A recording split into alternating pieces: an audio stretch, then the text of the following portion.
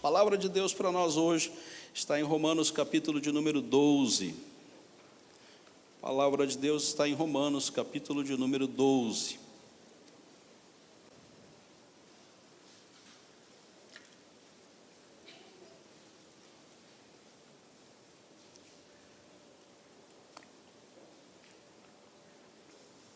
Romanos capítulo de número 12, começando com o verso 1.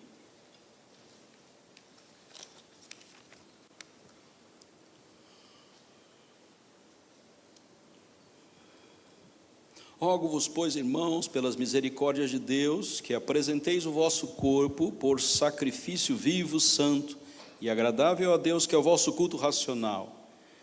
E não vos conformeis com este século, mas transformai-vos pela renovação da vossa mente, para que experimenteis qual seja a boa, perfeita e agradável vontade de Deus. Porque pela graça que me foi concedida, digo a cada um dentre vós, que não pense de si mesmo além do que convém. Antes pense com moderação, sendo a medida da fé que Deus repartiu a cada um. Porque assim como um só corpo, temos muitos membros, mas nem todos os membros têm a mesma função, assim também nós, conquanto muitos, somos um só corpo em Cristo e membros uns dos outros. Tendo, porém, diferentes dons, segundo a graça que nos foi concedida, se profecia, seja segundo a proporção da fé, se ministério, dedique-se ao ministério, ou se ensina, esmere-se em fazê-lo, ou se exorta, faça com dedicação, o que contribui com liberalidade, o que preside com diligência, quem exerce misericórdia, com alegria. O amor seja sem hipocrisia, detestai o mal, apegando-vos ao bem, amai-vos cordialmente uns aos outros, com amor fraternal, preferindo-vos em honra uns aos outros. No zelo não sejais remissos, sede fervorosos no espírito, servindo ao Senhor. Regozijai-vos na esperança, sede pacientes na tribulação, na oração perseverantes. Compartilhai a necessidade dos santos, praticai a hospitalidade, abençoai os que vos perseguem, abençoai e não amaldiçoeis. Alegrai-vos com os que se alegram, chorai com os que choram. Tende o mesmo sentimento uns para com os outros, no lugar de serdes orgulhosos, condescendei com o que é humilde. Não sejais sábios aos vossos próprios olhos. Não torneis a ninguém mal por mal, esforçai-vos por fazer o bem perante todos os homens. Se possível, quando depender de vós, tende paz com todos os homens. Não vos vingueis a vós mesmos, amados, mas dai lugar à ira, porque está escrito: a mim pertence a vingança, eu é que retribuirei, diz o Senhor. Pelo contrário, se o inimigo tiver fome, dá-lhe de comer, se tiver sede, dá-lhe de beber, porque fazendo isso amontoarás brasas vivas sobre a sua cabeça. Não te deixes vencer do mal, mas vence o mal com o bem. Deus, obrigado pela tua palavra que tem o poder de nos fazer santos, nos dar herança em Cristo. Obrigado porque nessa manhã podemos abri-la, meditar nela. Ela é a tua verdade, e nós precisamos guardar em nosso coração, para que façamos segundo aquilo que o Senhor predeterminou, e possamos obedecer aquilo que o Senhor tem na tua vontade, para a vida da tua igreja e para o nosso bem. Sabemos, Senhor, desta necessidade, por isso estamos aqui na tua casa de oração, para passarmos um tempo na comunhão dos santos, edificando o nosso coração e nosso entendimento, dando-nos condições de caminhada, Senhor, porque os dias são maus. Esteja conosco, Senhor, porque precisamos de Ti, em nome de Cristo Jesus. Amém. Queridos, Deus é o Deus que faz o novo. Deus é o Deus da renovação. Essa palavra tem um desgaste quando ela foi usada para entendermos que a igreja precisava mudar de rumo. Não, a igreja não precisa mudar de rumo. Nós precisamos de um novo de Deus a cada dia. A misericórdia de Deus nos assiste. ela está conosco e a cada manhã ela se renova para que nós possamos estar na sua presença. Então Deus é um Deus de renovação, e o discurso não é discurso teológico, nem um discurso prático, mas ele é um discurso da pessoa de Deus. Há um novo de Deus para nós a cada manhã. Você levantou esta manhã e Deus trouxe um novo dia, uma nova perspectiva. Aquilo que você pensava ontem já progrediu, já andou, já caminhou. Você ganhou maturidade, entendimento das coisas de ontem para hoje. Então, queridos, hoje é um novo dia, uma nova perspectiva, e Deus tem um novo caminho para você, e constantemente nós estamos andando do ponto de vista existencial em Cristo, em direção a um novo de Deus.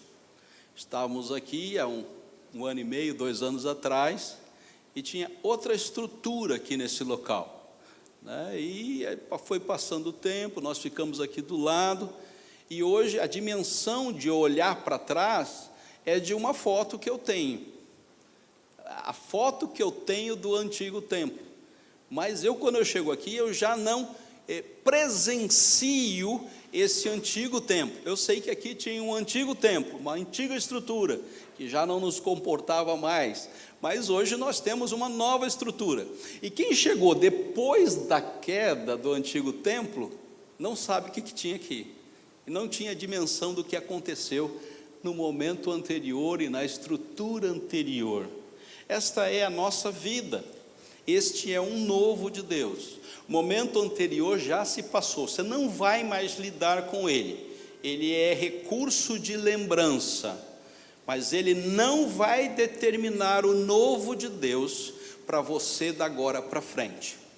Então, ficar olhando para trás, na perspectiva de que viver com base naquilo que passou, você tem uma dificuldade para andar em consonância com a vontade soberana de Deus, porque Deus a cada dia renova a nossa vida. Até fisiologicamente isso é real, espiritualmente é real tanto quanto. O dia de amanhã passou, a misericórdia de Deus se renovou e você anda em direção a algo novo. Eclesiastes capítulo 3 vai dizer que tudo tem o seu tempo determinado debaixo do sol. Existe um relógio divino, e esse relógio divino é conduzido por ele. O tempo se passa, as coisas acontecem, mas é Deus quem o determina. Ah, pastor, mas isso é ser um pouco fatalista. Mas o próprio Eclesiastes, no capítulo 3, verso 15, vai dizer: Deus fará renovar-se o que se passou. Percebam que a capacidade de Deus conduzir o tempo e o novo dele está próprio para nós, mesmo que nós olhemos para o passado, e Deus fará renovar-se, haverá um novo dele para hoje, para este dia. E a perspectiva cristã, quando ela fica somente jogada às falibilidades do passado e à incompetência nossa de igreja, povo de Deus, imperfeito que somos, olhando para o passado, impedindo que o novo de Deus, e essa renovação do novo de Deus vindo sobre nós, e nós ficamos com os olhos fitos naquilo que já se passou. Foi muito bom o tempo que nós passamos na antiga estrutura, fomos muito abençoados, temos muitas lembranças.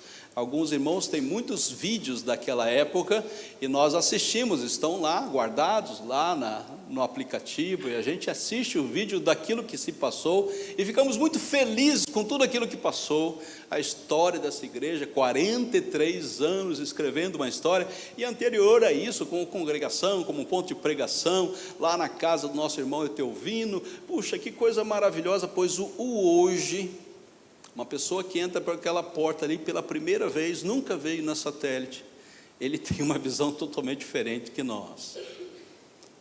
E quando ele entra aqui, ele vê um grupo de irmãos que já escreveu uma história durante 43 anos, e ele vai ver algo novo acontecendo dentro desse grupo de irmãos e dentro dessa estrutura. Esse culto, um culto abençoado, Deus nos reuniu, especialmente nesse dia. Todos que tinham que estar aqui hoje vieram para a igreja porque Deus assim o trouxe no seu Santo Espírito, mas esse culto vai terminar, e à noite nós teremos que voltar aqui para cultuar mais uma vez, e será um novo grupo, um novo sermão, novos cânticos, e no domingo que vem virá um novo culto, um novo sermão, novos cânticos, e não serão todos os mesmos que estarão aqui, alguns estarão, outros não estarão, virão novas pessoas. Essa é a dinâmica de Deus. Deus é um Deus que renova, que reestrutura a nossa caminhada, e às vezes Ele nos pega de surpresa, né? Traz algo que é totalmente inesperado, mas o novo de Deus sempre será abençoador. Deus não trará para nós aquilo que não nos abençoe. E o texto vai falar exatamente disso na nossa caminhada cristã. Romanos é o 8º livro dos 27 livros que tem aí no Novo Testamento. Então ele está dentro do início da história do cânon.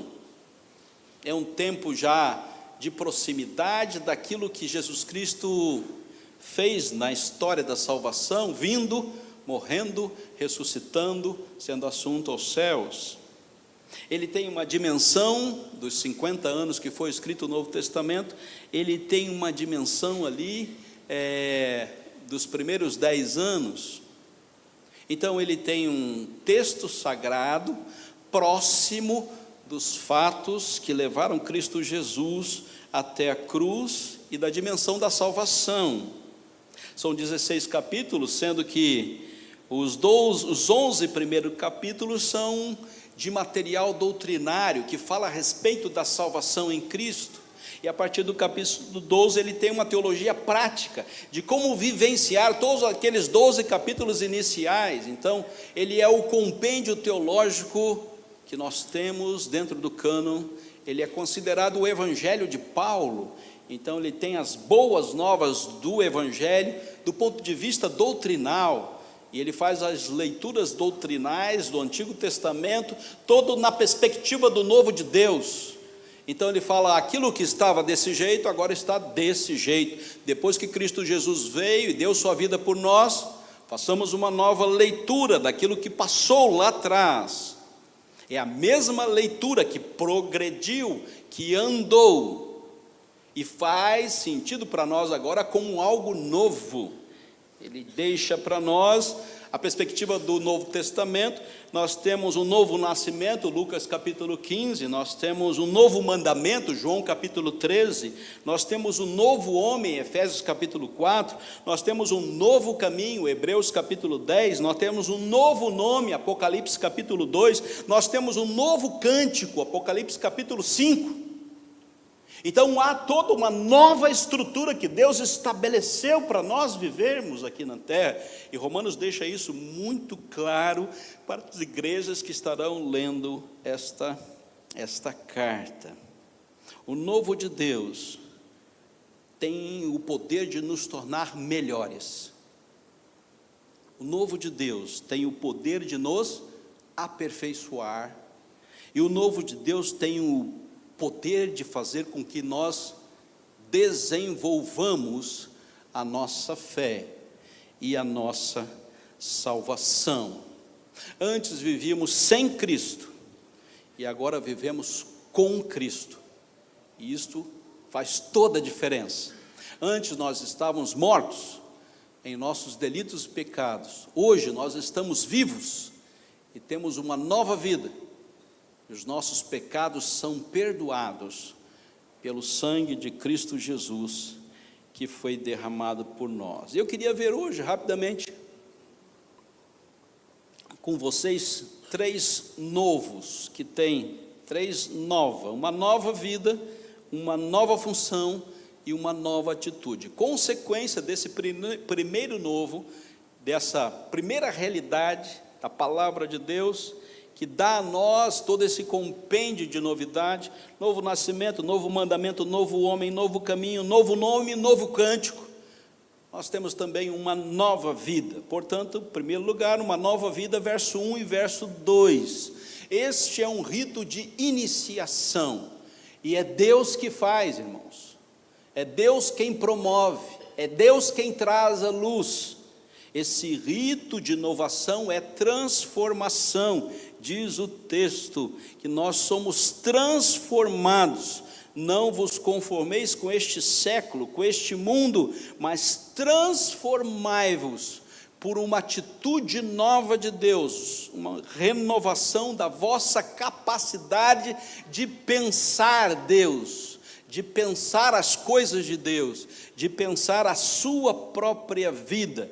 Então há uma novidade de vida. Este rito é um rito de inovação, de iniciação, e ele transforma. Aquilo que estava perdido foi achado, aquilo que estava morto passou a ter vida. E a novidade de vida tem como consequência um sacrifício vivo. Nós morremos definitivamente para o mundo que nos cerca. Não estamos mais presos ao pecado, mas somos libertos do pecado e do peso do pecado, da capacidade do pecado nos separar de Deus. Não há mais essa possibilidade. Há uma renovação da nossa mente, e esse novo pensar traz a nós novos valores. Somente Deus pode nos conduzir nesse conhecimento que gera discernimento, que gera sabedoria. Se pararmos no conhecimento, nós ficaremos apenas com informações, alguns discursos a respeito de algumas teorias a respeito de Deus. Se nós pararmos no conhecimento, nós teremos muita dificuldade de ver o novo de Deus a cada dia, porque ficará conosco somente a nossa capacidade de armazenar ideias.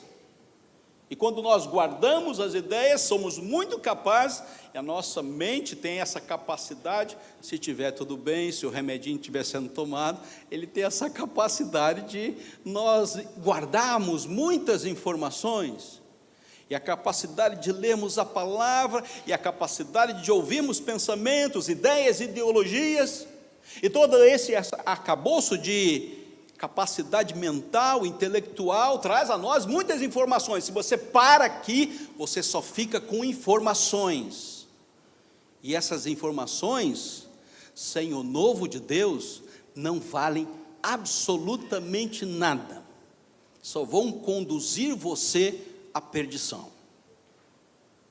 Então, o conhecimento gera discernimento, a capacidade de fazer leitura além do texto, além da ideia.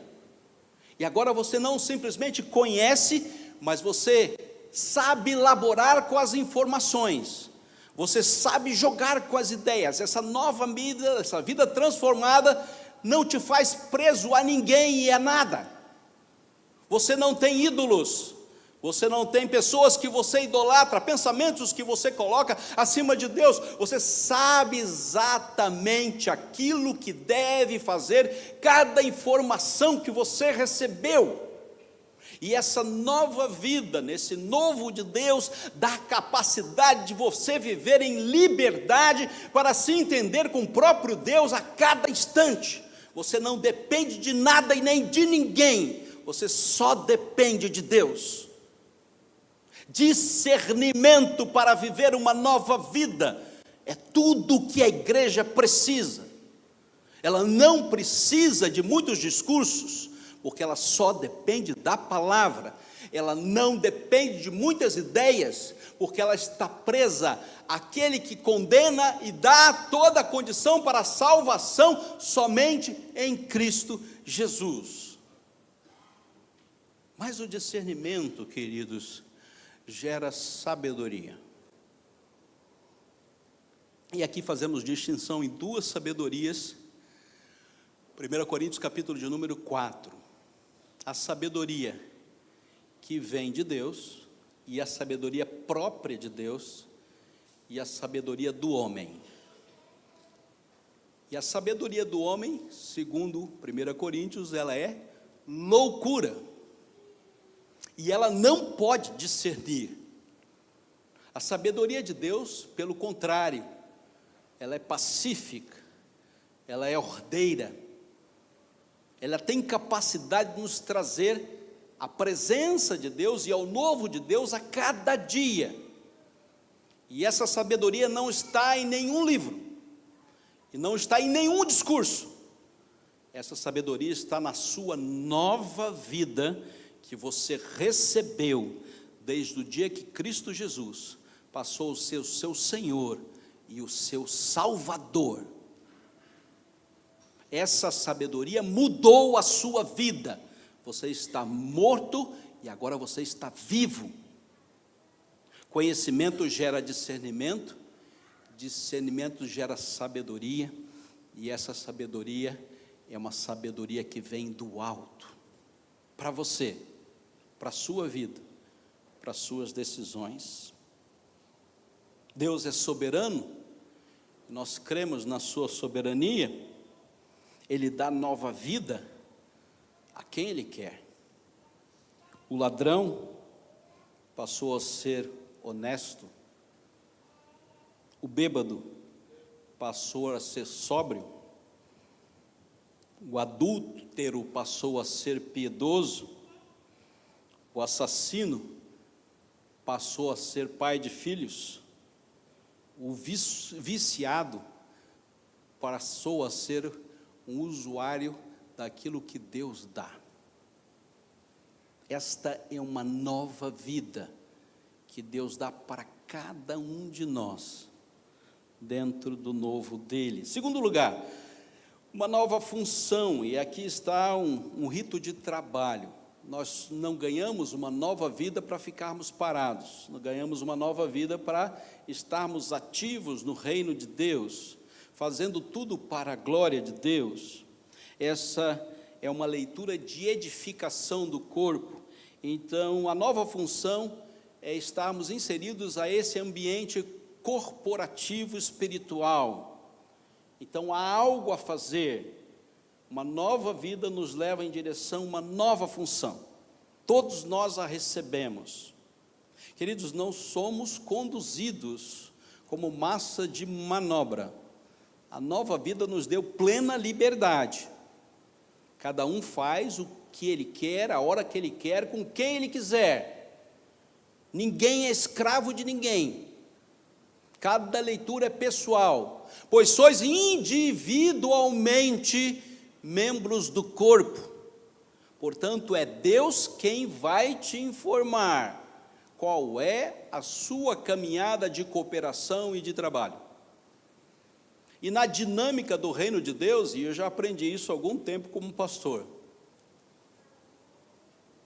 é hora de corrermos, mas também é hora de sentarmos. Nem todo mundo tem que fazer a mesma coisa ao mesmo tempo, porque nós somos individualmente membros do corpo.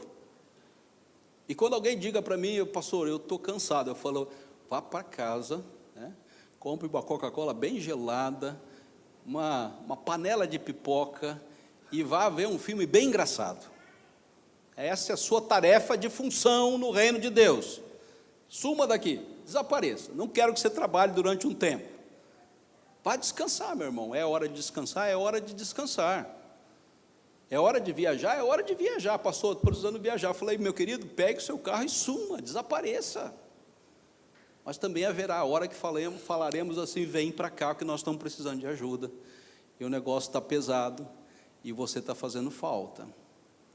Então, a nova função, ela não é tão programática assim. Tem horas que é hora de dar um tempo, tem horas que é hora de trabalhar, e trabalhar dobrado para a edificação do corpo. E essa dimensão não pode ser compartilhada, né? Pois todos somos individualmente membros do corpo. Você não precisa morrer na igreja de tanto trabalhar. Jesus Cristo já morreu pela igreja, você está fazendo uma coisa que não vai dar em nada.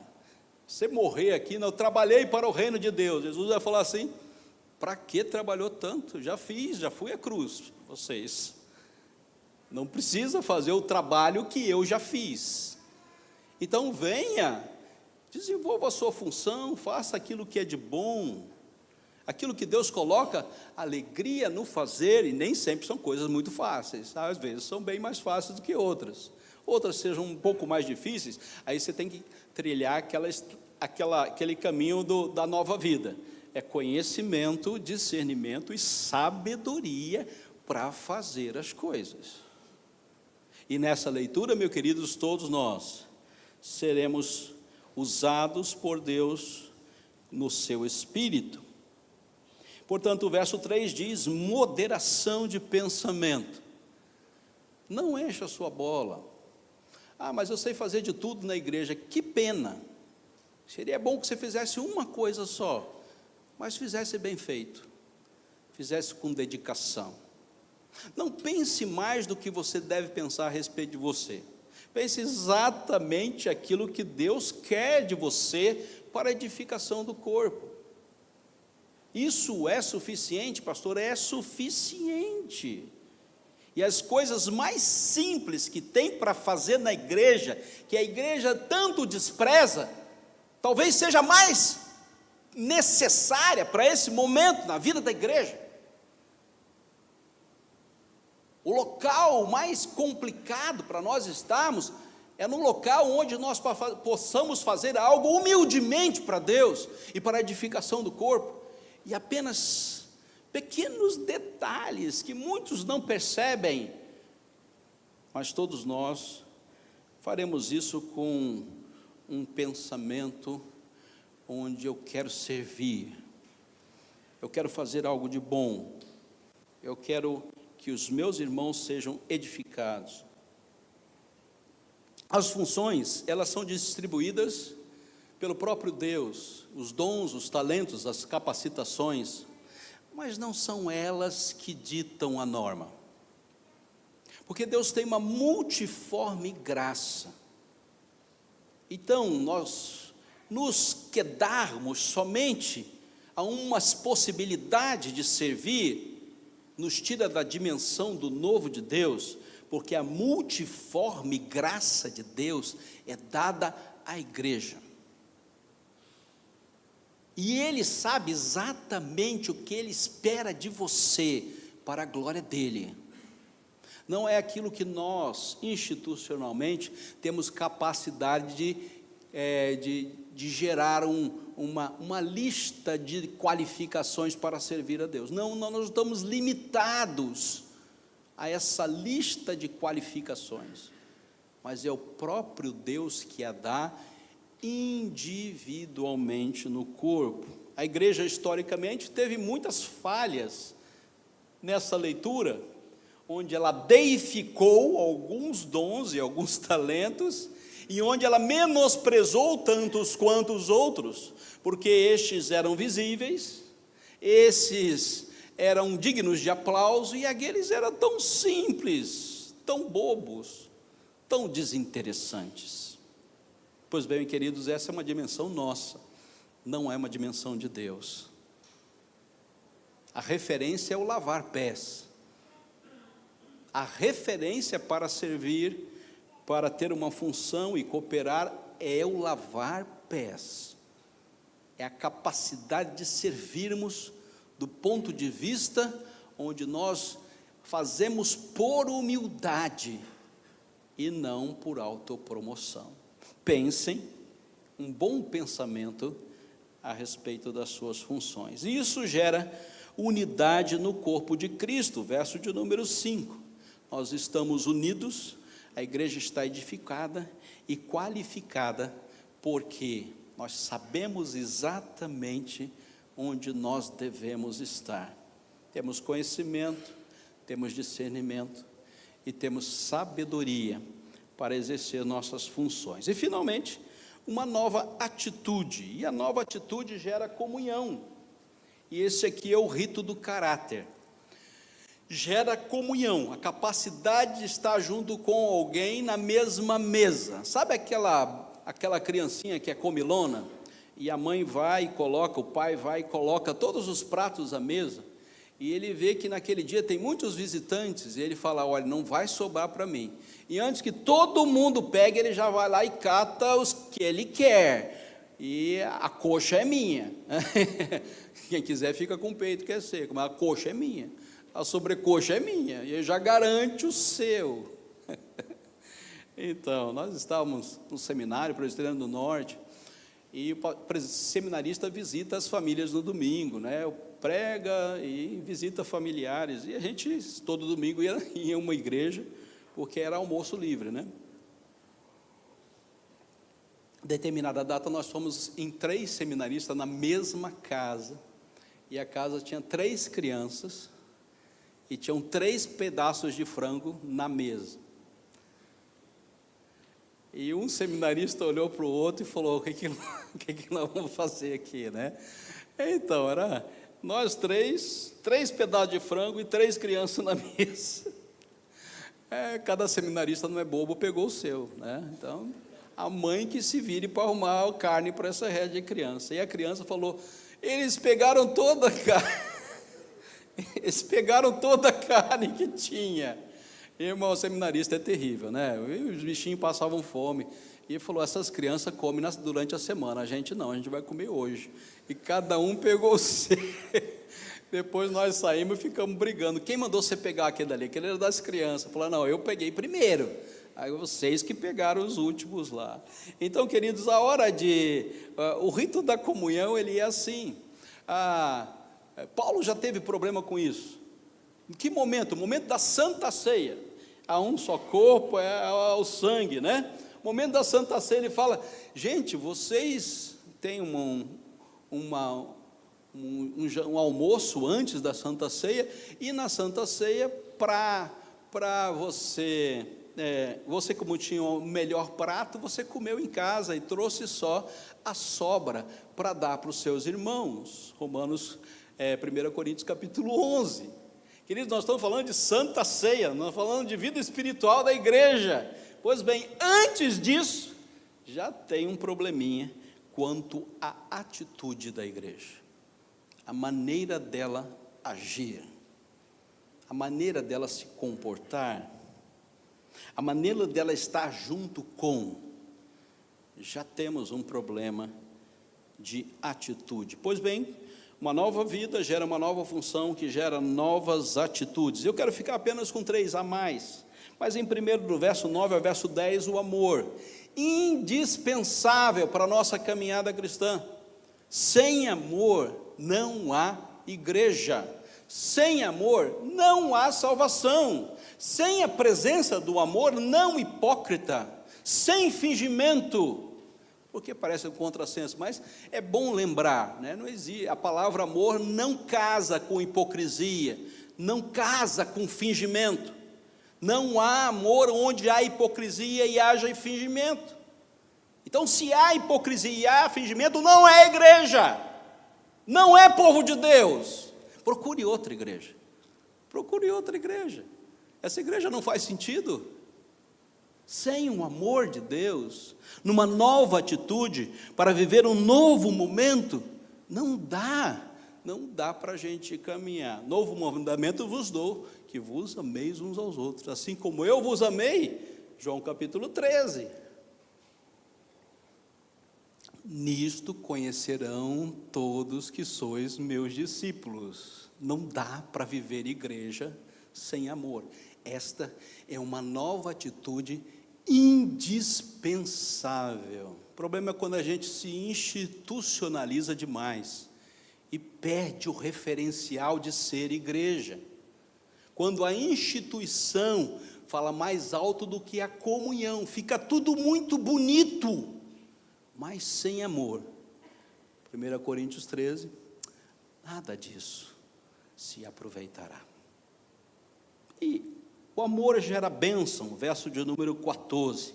Abençoai os que vos perseguem. Não está falando abençoar a sua família, não está falando abençoar as pessoas que são boas com você. Ele está falando abençoai os que vos perseguem. Conhecimento gera discernimento, que gera sabedoria, irmão. Leia isso com sabedoria. Seja capaz de ler isso com sabedoria. Não é para aqueles que você gosta, isso está fácil demais. É para aqueles que te perseguem, que querem te matar, segundo o contexto de Romanos, que querem destruir a sua vida, que já mataram muitos dos seus. Você deve abençoá-los. Que impacto para a vida de comunhão e uma leitura de caráter da igreja é a capacidade de abençoar aqueles que não nos abençoam. E último, a paz. Verso 18, diz, se possível, e isso é realizável somente em Cristo, quando depender de você, tende paz com todos. E a palavra todos aqui são todos mesmo, não é uma generalização, é todos são todos, com todos os homens. Nós não dispensamos, como atos de nova vida, a capacidade de viver em paz. Se nós não conseguimos viver em paz na igreja, que dirá do mundo? Que dirá a porta fora? Se eu não consigo viver em paz com os meus irmãos, meus queridos, lá fora, a briga é muito maior. Termino, queridos. Uma nova vida, ela é para todos aqueles que estão em Cristo Jesus. Aqueles que não estão em Cristo não desfrutam. Eles estão mortos em seus delitos e pecados. Então há uma nova vida para todos aqueles que estão em Cristo Jesus. Você tem certeza disso? Da sua nova vida em Cristo? Jesus Cristo é o seu único e suficiente Salvador. Uma nova função é para todos que foram transportados do império das trevas para o reino do Filho do seu amor. Então só tem nova função quem está no reino do Filho do seu amor. O império das trevas já não nos conduzem mais. Não me deixo vencer do mal, mas eu venço o mal com o bem. Aquele que consegue dizer esse verso de pleno coração, de plenamente, aquilo que eu quero fazer é aquilo que gera o bem para todos os atos que eu terei. Uma nova atitude para todos aqueles que são guiados pelo Espírito Santo de Deus. E a presença do Espírito Santo de Deus enche a nossa vida de tal forma que todos os nossos atos são feitos em amor, todos os nossos atos abençoam, todos os nossos atos geram a paz. Que bom a gente ter o texto de Romanos capítulo 12 para conduzir a nossa vida com Deus. Portanto, queridos, há um novo de Deus para você a cada dia. A cada dia, quando você levanta, Deus tem algo novo para você, como servo dele que você é. Que Deus abençoe a sua palavra. Amém.